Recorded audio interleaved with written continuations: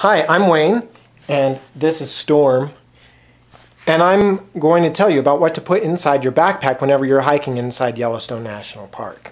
We're going to go through the clothing, we're going to go through the things that actually go in the backpack, but we're going to be also talking about some of the worst case scenarios. And I just don't want you to be afraid of those worst case scenarios. You need to prepare your backpack for those worst case scenarios, so you need to be aware of them. As you can see, I have lots of things here. That's Storm again. We're going to start with the big things first. The backpack, obviously, you have to have. I bought an Outdoor Products backpack because it was on sale. You don't have to spend that much money on it. I spent like maybe $25 on it. But for me, I thought what was important for me was the fact that it has a place to hold a water bladder, and it has lots of other pouches and things too. But I thought that that was the most important thing. A lot of the backpacks today already carry things to keep your laptop in. In general, I think that that's kind of a waste of time unless you're trying to do something special on the trail, which most people in Yellowstone Park are not really doing. They're just going there to have fun. I actually keep Hunter's Orange with me in a backpack. I also hike inside Montana during the fall outside of Yellowstone National Park, and that can sometimes be dangerous. So I keep that in my backpack. But here's another thing. In case you get hurt or you need to get some help, wearing something that's brightly colored is super great. I have a first aid kit in my backpack also. I have everything in here, I'm telling you. It's easy to just buy a first aid kit that's already pre-made. They have lots of them out there. And I've added a couple things to it. I've added some emergency lighting, and I added a snake bite kit. Inside Yellowstone National Park, you won't be facing any rattlesnakes that I've ever been aware of. But since I also hike in Montana, I also have to deal with rattlesnakes occasionally, so I want to be prepared for the possibility of that as well. It's also good to make sure that you know how to use everything inside your first aid kit. You know, it can't hurt to, if you do these kind of hikes on a regular basis, it can't hurt to take a class on first aid if you, especially if you're going with a group of people or something. Rain gear is totally important inside Yellowstone National Park. It could be completely sunny 1 minute, and then 15 minutes later, it can rain. You can get away with just having a poncho, but if you're doing like a 10-mile hike, it's a whole lot easier to have pants on there so that your feet don't get wet and you don't feel miserable. I like this particular one. Yeah, they do get a little bit sweaty if it gets too warm outside, but it's better to be a little bit sweaty outside than it is to be completely wet and miserable. Now I'm going to talk a little bit about the kinds of clothing that you should wear. When you hike inside Yellowstone National Park, you need to think in layers. Especially in the springtime or the wintertime, you need to remember that there's going to be, there could be snow outside, or it could be snowing outside, or it could be windy or something. So you need to think about making sure that you have layers. You always want to put on something like a t-shirt or something on the bottom, and then you put on thicker layers on top. So you put your sweater on top, and then you might, if you're hiking in March or something like that, using snowshoes or something. I don't use snowshoes, but if you're going to use snowshoes or something, you might have like your regular coat and maybe some sort of windbreak or something on top of that. And it all depends on how you're actually going, what time of year you're going to actually be going. For me, I normally go in the summertime and in the fall or in the late spring. So I typically limit it to a t-shirt, a jacket, and if it's springtime, I'll bring a coat. And if I bring a coat, I'll bring gloves and a hat also. You can't go home, if you bring your coat, bring your gloves and hat. But if you're not going to bring your coat, don't worry about the gloves and hat. And I'm talking about like a stocking hat. Hiking boots are totally important too. They have a lot of different kinds of shoes on the market for hiking, but I find that boots are the best choice. They're better than sneakers. You want to get something that's definitely closed-toed, And you want to have something that has a really good tread on the bottom, because sometimes the trails can be slippery, especially if there's some moisture there, or if you're dealing with mud or something, or if you have to cross a creek. That's another good reason. You want to keep these shoes in good repair. You want to make sure that you put some like weather-resistant material on them occasionally. Make sure that your laces are always good. You always want to make sure that your laces are in good repair. As well, I think another important thing about the boot is the fact that it covers the ankle. The ankle is the most likely thing to get hurt whenever you're hiking as far as your feet are concerned. So you want to make sure that your ankle is protected. That way, in case you're more protected in case you misstep or something. You can prevent a twisted ankle just by having your ankles covered by a boot. So I think it's important. Sometimes now on these boots they have some steel-toed ones. I haven't used steel-toed, and they're a little bit heavier. I think that that's up to you. If you plan on doing a lot of things like in the mountains where there's a lot of rocks, it might be a good idea to do that sort of thing. But if you're planning on doing something where you're going to be in forests and on flatter ground a little bit more, and you're planning on staying on trail the entire time, you probably don't need it. I think the steel-toed stuff is really good if you're going to be off trail. Now, as far as what I'm wearing, I have wool socks on right now. Now, there are several different kinds of socks that you can wear, but cotton is the worst. So forget cotton. You want to get something that's either synthetic, or you want to get, if you want to have something natural, you can use wool. Wool might be a little bit warm, but it will prevent blisters. That's the important part about your socks. Your socks prevent blisters. You always want to prevent any problems. So instead of bringing cotton and then having to worry about blisters when you get back home, just wear something that won't give you blisters. Wool is going to be less likely to give you blisters, and so will like acrylic and some of these other synthetic fibers. Now my pants are, I bought some hiking pants, but you can get away with jeans if you need to. I think that jeans are only bad if it's going to rain. So if you see a weather report for rain, I would suggest making sure that you have some pants for your rain gear at the very least, so that you can keep yourself from getting wet. But if you do get wet, having pants like this isn't a bad idea. Also, another important thing is a watch. Inside Yellowstone National Park, your cell phone will not work in most places, so you should bring a watch with you. Before I get too far ahead of myself, I want to explain a couple other items that you might want to bring with you for clothing. You definitely want to have a cap or a hat of some kind. I use a baseball cap, but you should remember that you can get sunburn on your ears if you bring one of those, so you'll have to make sure you get your ears whenever you use your sunscreen. You can also get like a wide-brimmed hat, and that can cover your ears and give you a little bit more protection that way, so that you don't have to use sunscreen on your ears necessarily. On me also, I kind of like to keep a pocket knife of some kind. This is useful in case you need to like cut some duct tape, or you need to do something minor. It's very handy. And then also bring some sunglasses. Sunglasses are important to protect your eyes, especially in the wintertime. You don't always think of it that way, but in the wintertime it's especially important. I like to bring with me a water bladder whenever I go hiking. And mine is able to fill quite a bit of water in there, enough for about a 10-mile hike.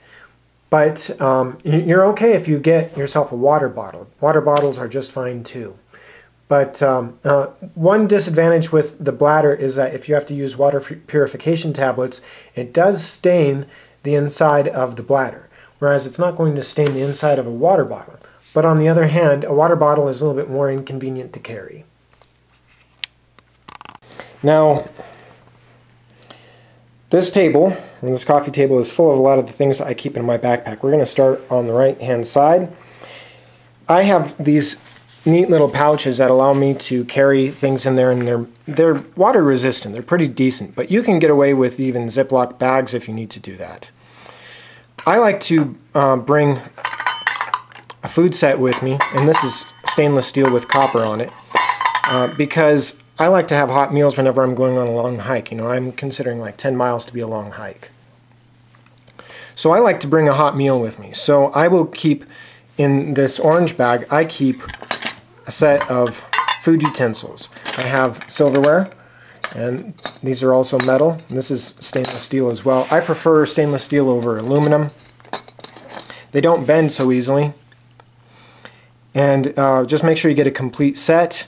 Make sure that there's one of these cups in here, because a lot of times when you get freeze-dried food, there's a requirement for measuring how much water you put in. So unless you're good at measuring how much water you put in just by looking at it, make sure you have a cup with you. I bought this cute little guy right here, and it gives me my flame. It goes on top of this. It gives me my flame. It's electrically charged. There's this little shock thing that you press, and it actually lights it up. And this thing was only like $15 when I bought it on Amazon. So that's really a cool item. And you can also find this on you can find this item on My Lens also. So you can actually buy it right there on the site. You always want to make sure you bring some fuel with you. This is a blended fuel that's made with, if I remember, it's butane and propane. So it's probably the most common thing out there. And I got this thing. One of the things about these sets is that not all the tops match the fuel. The most common fuel is this Coleman kind of fuel where they have this screw on top. So you want to make sure that whatever you put on top is going to match whatever's on the bottom. That's the most important part. These things are so easy to get, but you have to make sure you do a little bit of research to make sure that you get the right kind of top to ensure that you don't have to look at the last minute for something that's not available. Inside my blue bag, I keep a whole bunch of things. I keep a whole bunch of extra stuff that I might need at the last minute that I never even think about. I think the most important thing in here are the tools. Namely the toilet paper, and you can buy toilet paper that's made specifically for hiking, but I just used some small rolls at my own house and flattened them, put them inside a Ziploc bag so that they don't shred inside the bag, and the trowel you use to make a hole. So if you have to go number 2, you dig your hole, you do your business, and then you cover it back up again. And you're supposed to do that about, I don't know, 100 to 200 feet away from any sort of water source. So you want to stay away from water sources, and that's one of the reasons why you bring the trowel also, is to make sure that you don't contaminate things around you, and just be clean. Just be clean. Now, a super important part, the next most important part, is any sort of allergy medication that you might have. If you have allergies, you should bring anything that, or if you have any sort of medical conditions, you should make sure that you bring those things with you. Those are very important. You never know how long you're going to actually be out there. Like, let's say, worst case scenario, you break a leg and you have to stay on the trail for a few hours, and you're having an asthma attack in the middle of all this. You want to make sure you have your asthma inhaler with you, because you want to try to remain as calm as possible during that period of time before you can get the help. Now, you should always have 2 different forms of making a fire whenever you're hiking, just in case something bad happens. What most people don't tell you, they'll always tell you have 2 forms of making a fire. What they don't tell you is that they should be stored in 2 separate places.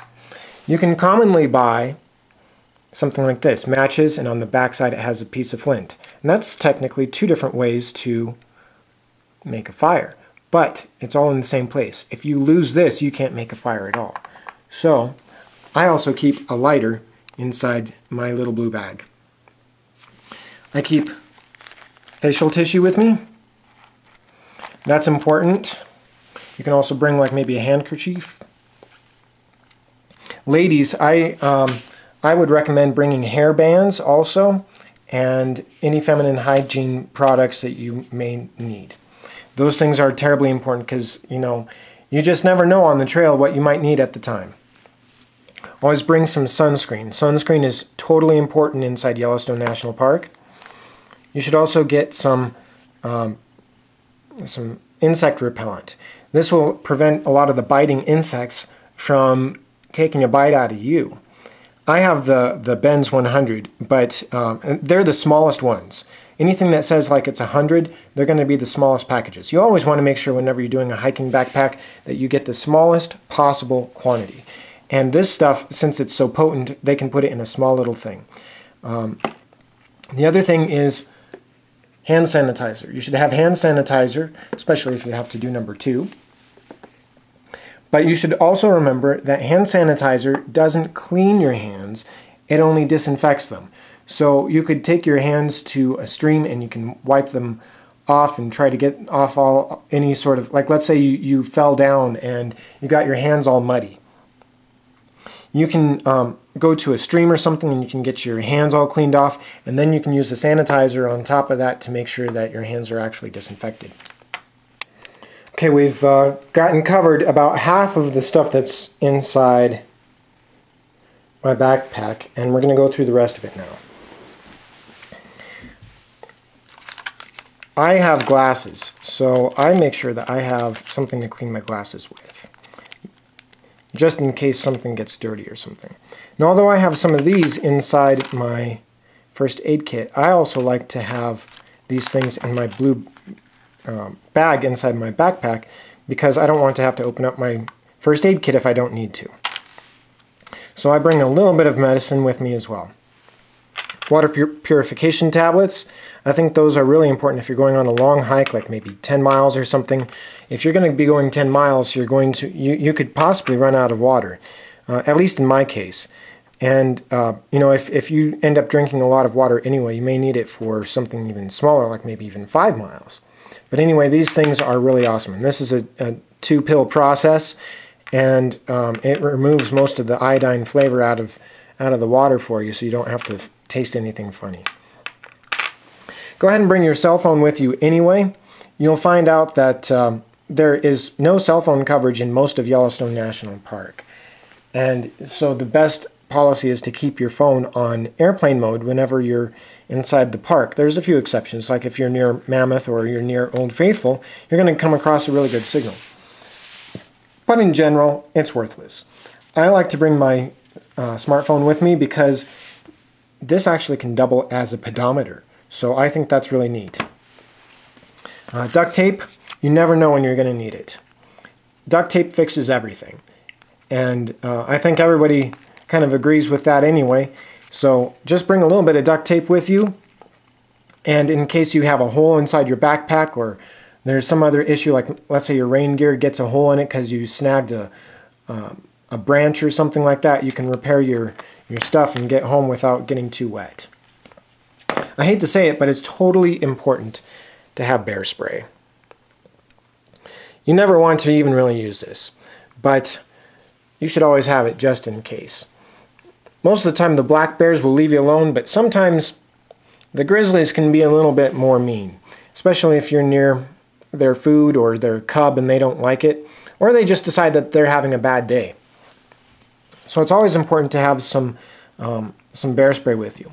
Inside Yellowstone National Park, you're allowed to carry firearms, but you're not allowed to shoot them. At least that's what they say.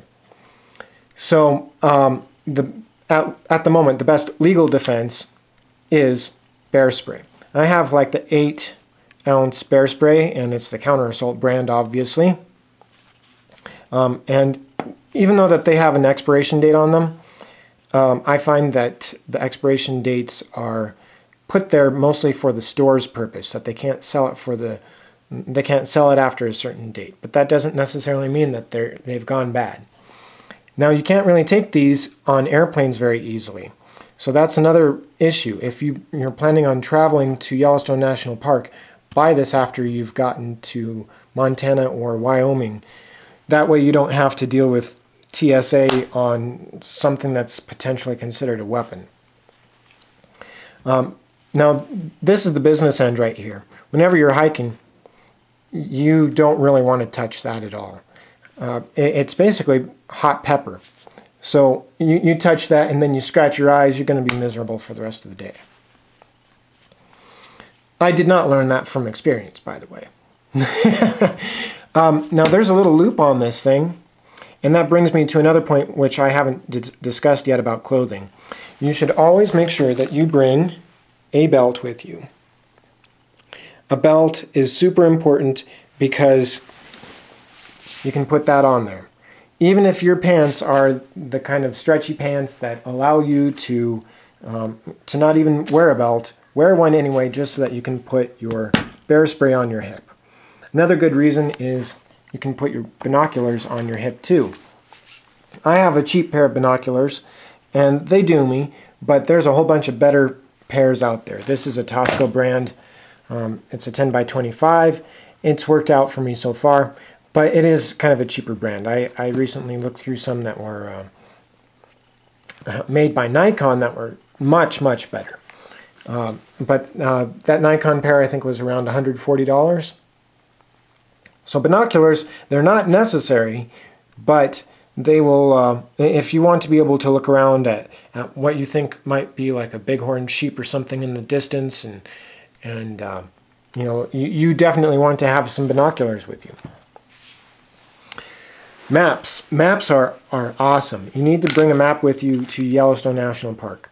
This particular one is made by National Geographic. It's the Trails Illustrated map. I think it's one of the best hiking maps for Yellowstone National Park that's available.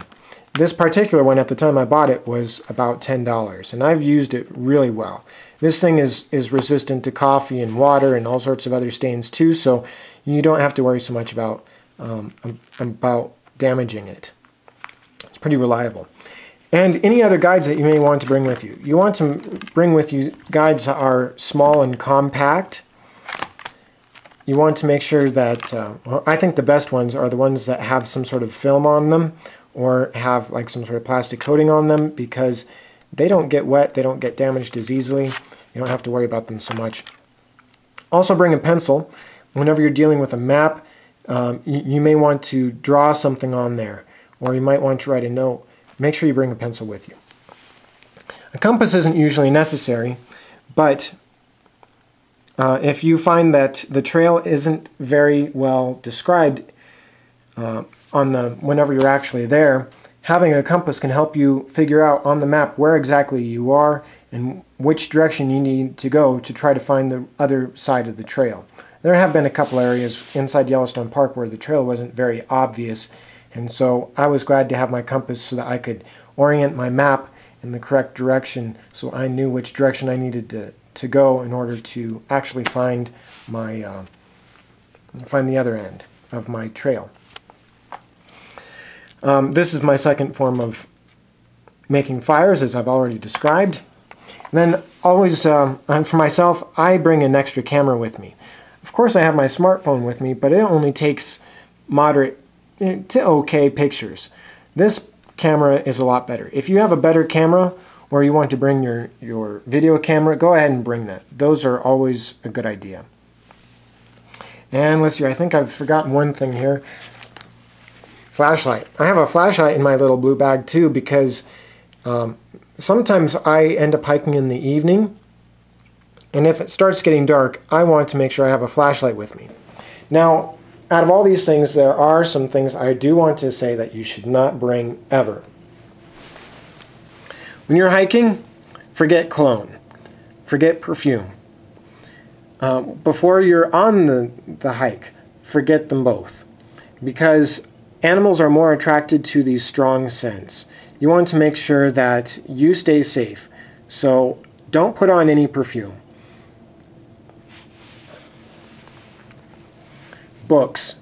Even though that you think that books are a really great idea to bring with you, they're bulky and they're heavy, so avoid bringing books with you. I'd like to talk a little bit about the kinds of food you might want to bring in your backpack. What I find most convenient for me is stuff that has some salt in it, because whenever you drink water, you can't just drink water. You have to have something that has some salt. So something like some potato chips or some pita chips with like some sea salt are really awesome. You want to make sure that there's something that's salty in there though. Another thing that you might want is something that is a little bit sugary, like maybe some dried fruit. Dried fruit is really good, and nuts are good if you can handle nuts, if you don't have any nut allergies. I bring some beef jerky with me sometimes, and as far as meals, I like the Mountain House freeze-dried meals. They are really good for my long hikes. You don't really need to have a whole lot of food whenever you're doing like maybe a 5-mile hike. Myself, even on a 10-mile hike, I really don't need to have that much. I can deal with the Mountain House meal on a 10-mile hike and then some pita chips, and that's about it. I don't really need anything else. But whenever it comes to the thing is that you have to know what your requirements are for your body. If your body needs to have more protein, you need to add more, maybe some beef jerky or something else, or some nuts, in order to make sure that you get that protein. And you're just going to have to measure it out yourself. But just remember that, like, whenever you hike a mile, figure half an hour for 1 mile. So figure that if you're going to be hiking for 6 miles, you're going to be out there for perhaps 3 hours. So you need to think, well, how much food do I think I'm going to eat in about 3 hours? And then bring a little bit extra after you do that, just so that you don't ever want to go home having nothing. Well, thank you for putting up with me for this video. I hope you've learned a lot about what you should bring with me. Remember to check out the list that I have of all the inventory that I bring with me on a day hike. And from Storm and myself, I'd like to tell you, have a good day.